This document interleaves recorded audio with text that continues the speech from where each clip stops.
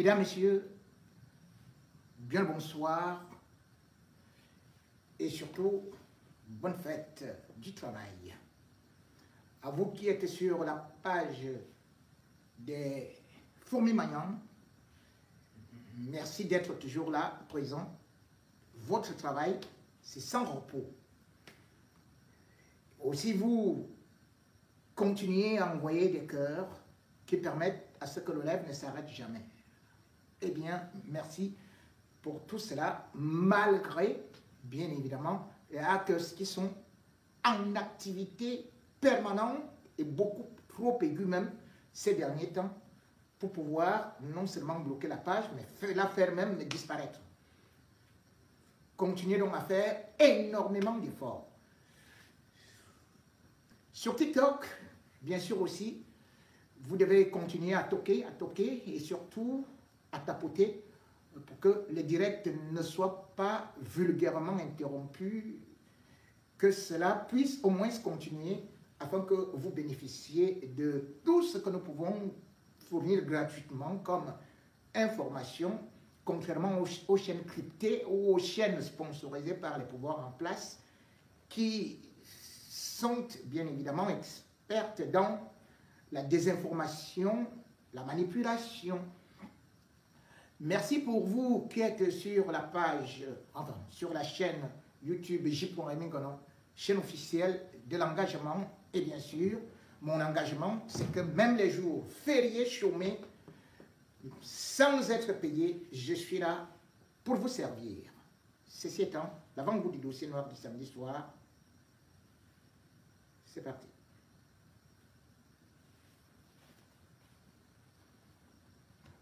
Le travail est loin de nous, trois grands mots, le vice, l'ennui et le besoin. Tout le monde connaît la formule. Mais combien sont donc capables de trouver un travail alors que le Seigneur a dit tu mangeras à la sueur de ton front? Oui, le travail est devenu une denrée rare. Très rare, mais cependant, la fête du travail, c'est des grosses manifestations en Afrique et particulièrement au Cameroun. La journée internationale du travail est une journée de revendication sociale. C'est le moment où les syndicats font entendre leur voix. C'est le moment où on demande les meilleures conditions de travail et aussi salariales. Mais malheureusement, chez nous, la fête du travail est devenue plutôt un défilé de mode, où on chante, on boit, on danse, aucune revendication, exactement comme le 8 mars. Bref, on n'est même plus conscient de ce que ça veut dire des fêtes qui normalement constituent des tribunes pour pouvoir s'exprimer. Que non, toutes les fêtes sont des occasions de beuverie chez nous. Et pourtant, dans des pays même où il y a beaucoup d'emplois, là même où les gens sont payés terriblement bien. La Suisse, par exemple, là où Paul Biya va souvent se reposer.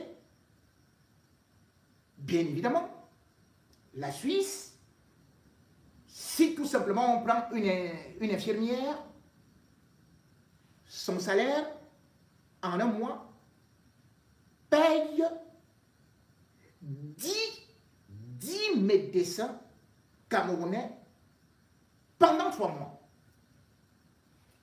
Et pourtant en Suisse, on ne s'arrête même pas le 1er mai. Sur les 26 cantons, 8 seulement fêtent le 1er mai. Et quand on dit d'ailleurs fêter, c'est pour encore revendiquer les meilleures conditions de travail, l'augmentation du salaire. Donc 8, les autres travaillent. Mais chez nous, on se retrouve avec des jeunes qui sortent des universités, bourrés de diplômes, et qui vont en retraite sans jamais avoir travaillé. On se retrouve avec des femmes qui sont dans des marchés, sous le soleil, pour pouvoir avoir quelque chose et qui par la suite devraient même payer à la communauté urbaine, devraient payer à la police. Mais le jour du travail, c'est la fête.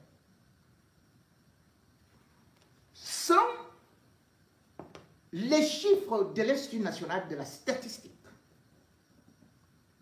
de 2024, 74% de la population jeune est touchée par le chômage. 74%. Les vieux sont là. Ils ne vont jamais en retraite.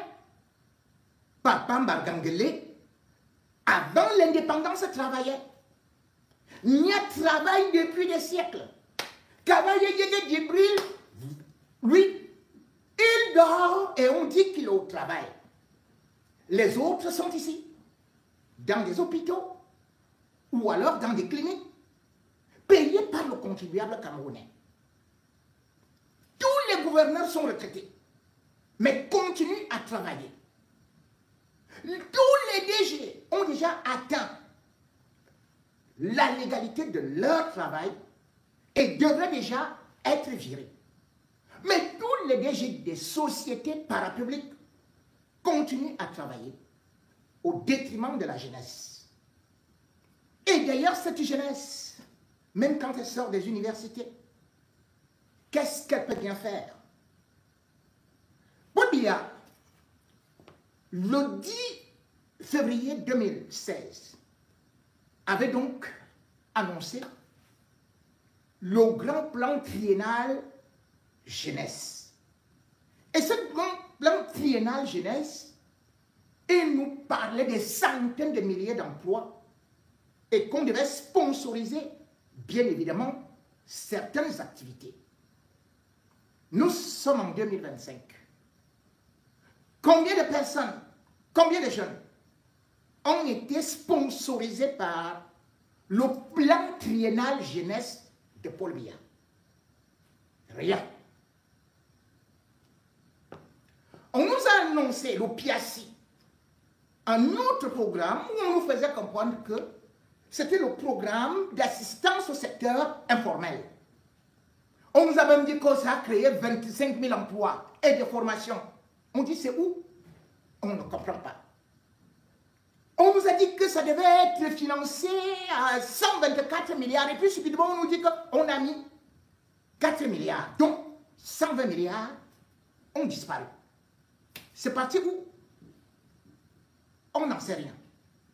Puis on nous a annoncé le plan pour la jeunesse urbaine et rurale. Ce plan également du gouvernement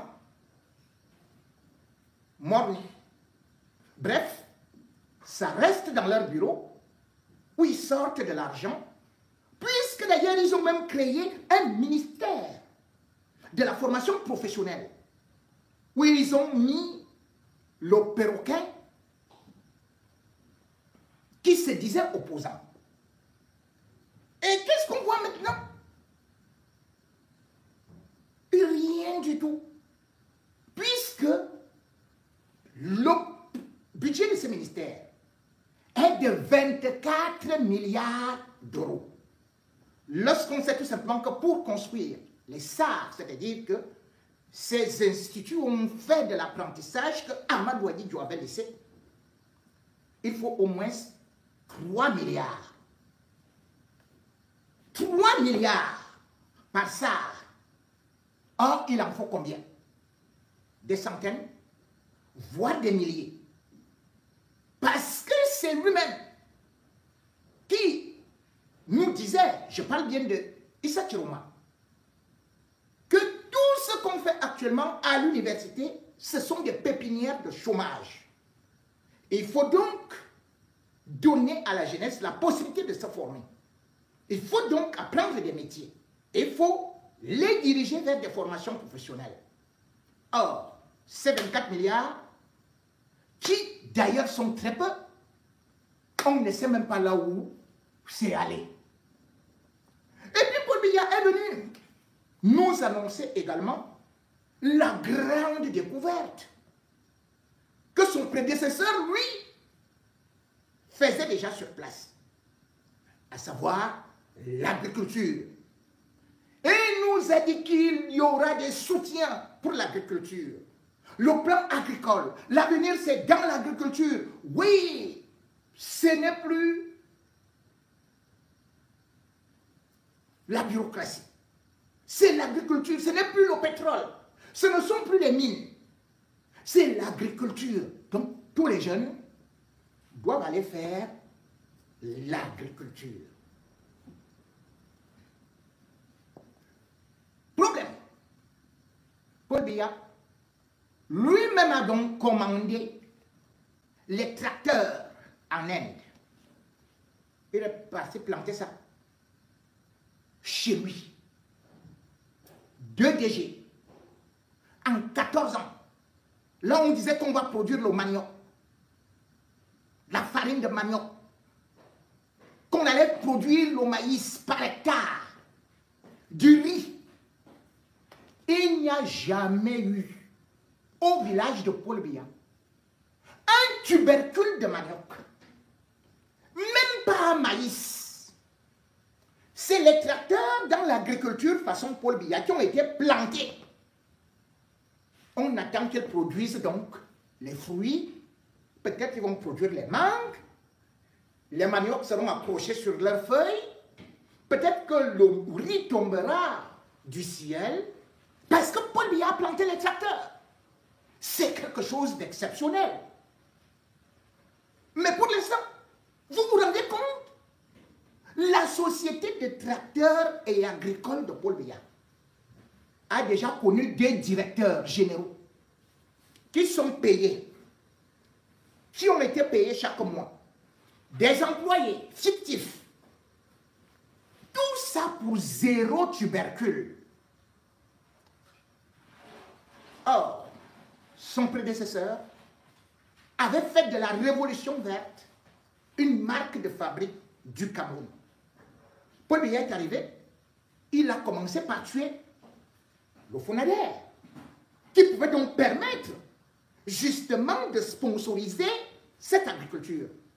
Il a fermé la Nid des Vives, qui était une banque alimentaire. Il a fermé le Fogapé. Bref, il a fermé tout ce qui était lié à l'agriculture jusqu'à mettre en stand-by et à oublier, bien sûr, ce que Aïdjo organisait souvent et qui ressemblait un peu au salon de l'agriculture en France. Lui, il est arrivé, il a dit stop. Paul Biya a donc demandé aux Camerounais d'aller faire de l'agriculture. Mais cependant, les miens, c'est pour les enfants des riches. Les rics, c'est pour les riches. Et alors les NAM, c'est plus que les riches. Vous demandez donc aux autres Camerounais d'aller faire l'agriculture. Mais vous prenez votre fille et votre fils, vous les envoyez à l'ENAM. Dites-moi, qu'est-ce qu'on plante à l'ENAM? Les patates, le manioc, les ignames, puisque c'est là-bas l'avenir. Un président de la République nous a dit que voilà l'avenir du pays. Ce qui signifie que normalement, son fils doit aller vite là-bas faire l'ENAM, l'agriculture. Mais sauf qu'à l'ENAM, il n'y a pas d'agriculture. Mais le pire, c'est que dans cette ENAM, ce sont les fils des ministres qui y vont. Et Paul Biya lui-même, en y mettant son fils, on se disait au moins qu'ils vont travailler pour le Cameroun. pour la fête du travail. Nous avons donc la fille du chef de l'État qui en tout et pour tout, Madame Brenda ou bien Monsieur Brenda, c'est selon, n'a trouvé, après sa formation à l'ENA, qu'à faire la vente des faux cheveux et des produits cosmétiques. Le Nyansang, comme les influenceuses. Voilà donc le métier de la fille aînée de Paul Biya. Elle est dans le Nyansang. Elle est partie prendre la place de quelqu'un à l'ENAM. Est-ce qu'on apprend à vendre les cheveux des morts, les cheveux chinois, les cheveux indiens à l'ENAM?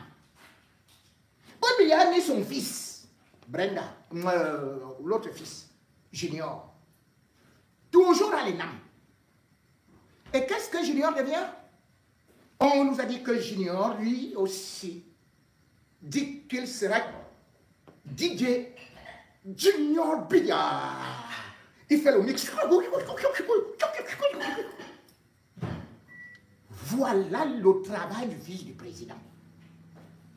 Sans pour autant oublier que Brenda elle-même, elle fait dans le rap. King Nasty. King Nasty. Quand on voit les enfants de Paul Biya, donc, qui ne sont pas partis faire de l'agriculture, mais dont le train de vie est au-dessus de n'importe quel cadre. Brenda Biya monte dans les jets privés. Elle peut recruter toutes sortes de femmes qu'elle veut comme amantes. Tout ça là, l'argent vient d'où? C'est vraiment les mèches? C'est vraiment son rap?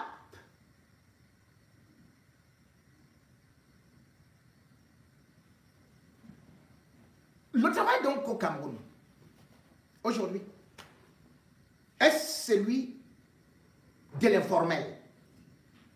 Celui où on ne s'attend à rien. Celui où on n'a aucune sécurité. Et c'est celui-là qui fait d'ailleurs que les grandes têtes du Cameroun préfèrent s'envoler pour aller chercher à l'extérieur. Lui, le Cameroun, est ce pays qui perd les travaux, les cerveaux. Rien qu'à regarder les pays de l'OCDE, combien de Camerounais sont ingénieurs? Combien sont-ils pharmaciens? Combien sont-ils médecins? Combien sont-ils au cadre de l'administration? Et combien ont même changé de nationalité? Parce que le pays n'offre rien. Et un pays qui n'offre plus rien, qui perd donc ses talents, comment vous voulez qu'il se développe? Voilà un type comme Grégoire Owona qui se lève le jour du 1er mai.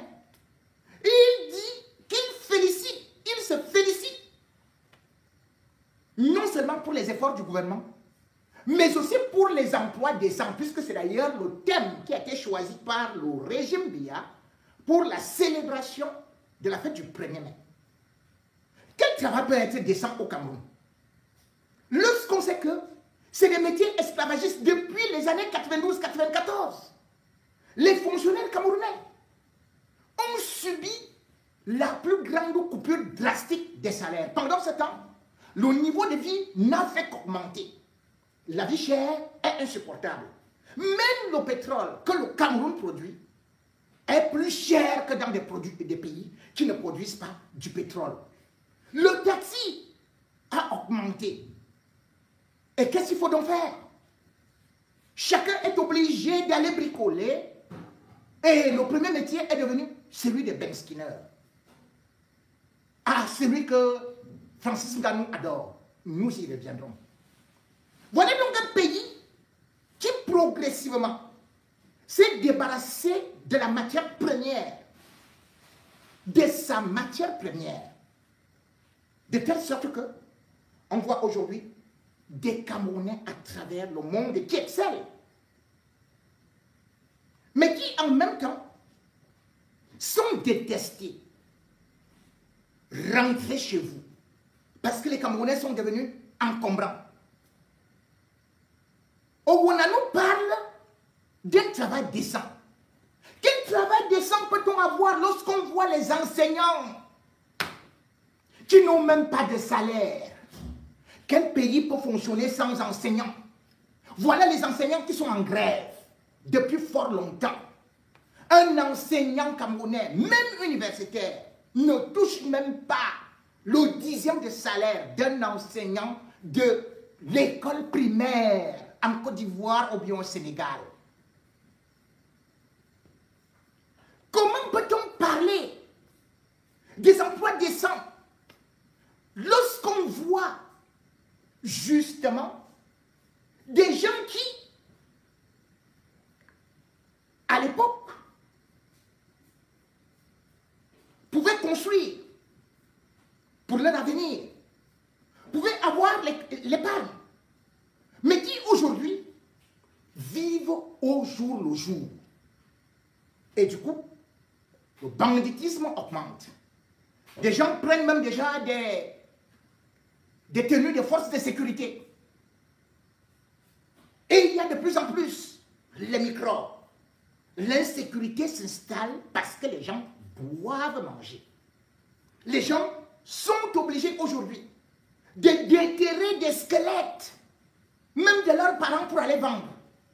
J'ai encore vu cette information qui nous montrait que dans un village du peuple Kambeti, quand monsieur est parti, pour déterrer, a commencé à déterrer le squelette, il a déterré tout le squelette de son père. On lui dit, qu'est-ce que tu es en train de faire? Il dit, c'est pour aller vendre.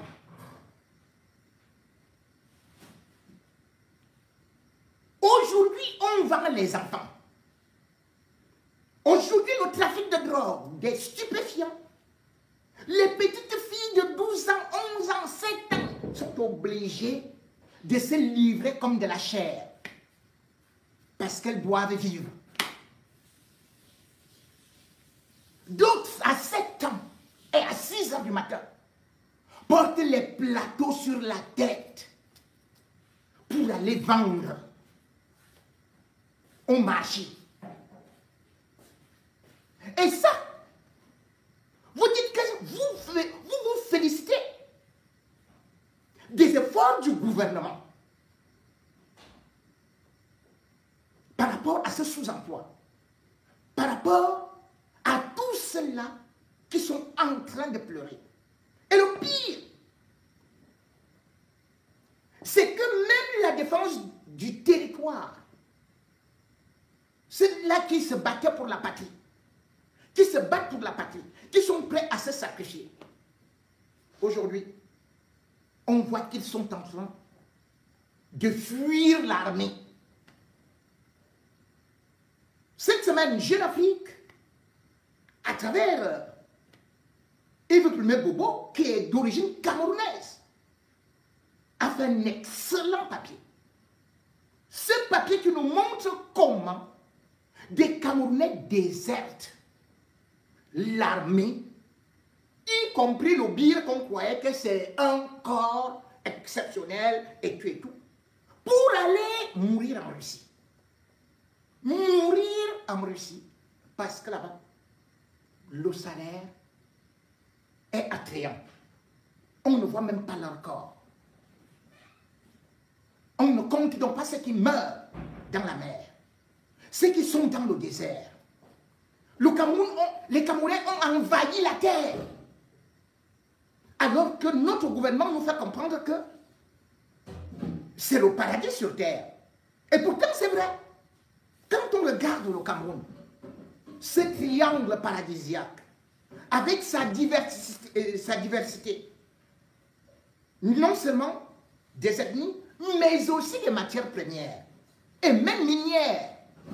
Le sous-sol camerounais est l'un des rares au monde à détenir 541 minéraux différents. Mais, sait-on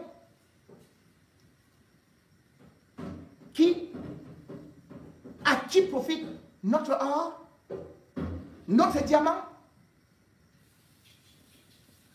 Sait-on qui exploite même l'uranium? Sait-on la masse exacte de fer? Sait-on tout ce qu'on peut avoir comme arbre et dont on a vu Franck Biya piller, et on nous dit qu'en tout et pour tout, ça a rapporté comme taxe en une année, et c'est l'Assemblée nationale qui nous révèle ça, 8 000 francs CFA. C'est-à-dire l'État du Cameroun, les sociétés étrangères viennent couper notre bois, partent avec ça, par fourgons entiers. Et ces sociétés n'ont plus versé que 8 000 francs CFA. Ce n'est pas 8 millions. 8 000 francs CFA.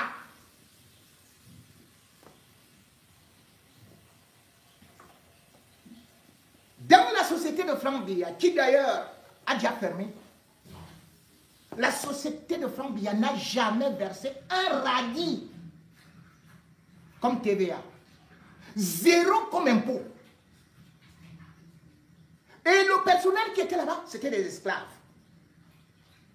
Aucun affilié à la CNPS. À l'est où on exploitait les forêts, aucune route, aucune école, rien, même pas un puits d'eau n'a été fait par Franck Biya. Et voilà donc comment est-ce que les Camerounais dans le désespoir, parce qu'il n'y a plus rien à voir dans un pays qui a été pris en otage par une clique de malfaiteurs, de malfaisants. Les Camerounais sont obligés donc d'aller à l'étranger. Le pays qui hier mangeait dans notre main, le pays qui hier nous respectait, ces pays aujourd'hui sont devenus des Eldorado pour le Cameroun et qui chassent maintenant les Camerounais. Parce qu'ils parlent tantôt d'envahisseurs, ou alors tout simplement de concurrence déloyale, ou tout simplement de sans-papiers.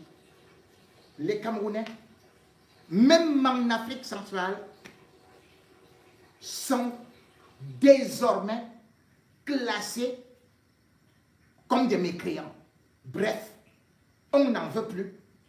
Et on trouve que c'est tout à fait normal lorsqu'un chef d'État populiste veut bien sûr réunir son peuple. Il indexe qui? Il indexe les Camerounais.